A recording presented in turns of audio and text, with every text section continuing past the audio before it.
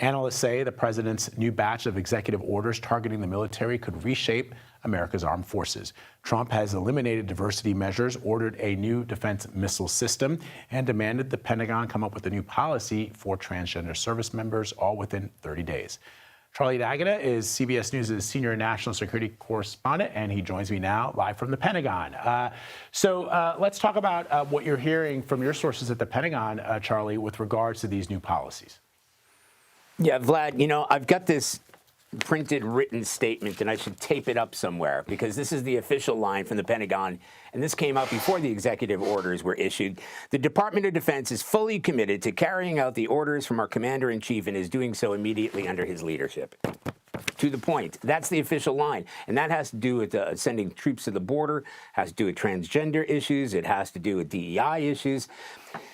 In terms of cost and the people you're speaking to, it all comes down to implementation, because you had pointed out there, right? This is not like an instant ban on transgender. This is, hey, DOD, come up with a plan to implement that. And that's where the devils are in the details. First of all, it's hard getting a grip on numbers of transgender individuals serving in active and duty reserves. Most estimates put it at roughly 15,000. That's from a UCLA study.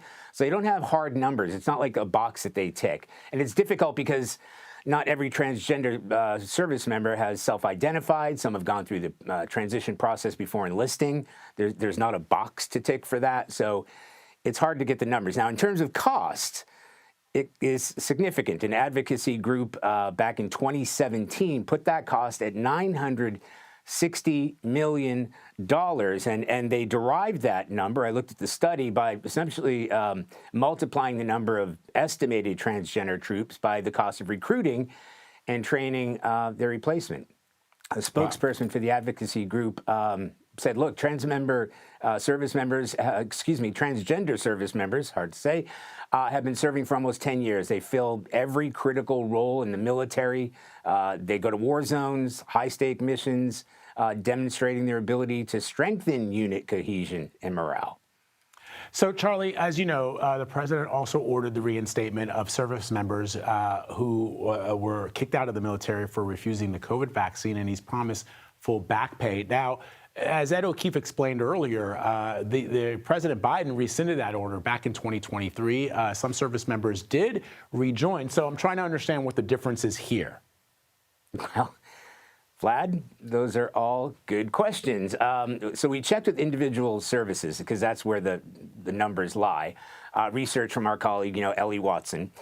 She found that 8,200 service members were discharged for refusing to follow that mandate. Since that mandate was rescinded by the Biden administration, 110 service members rejoined. And that's prior to any executive orders by the Trump administration. Let me repeat that. So of 8,000 service members discharged, 110 came back. It might be different this time because not only is back pay on offer, but those personnel will be returned to their original rank according to this new directive. Again, it's all going to come down to the implementation because usually military back pay is offset by what the individuals would have earned in the civilian world. But if every service member were to come back with back pay, and that's a big if, that would cost several hundred thousands of dollars.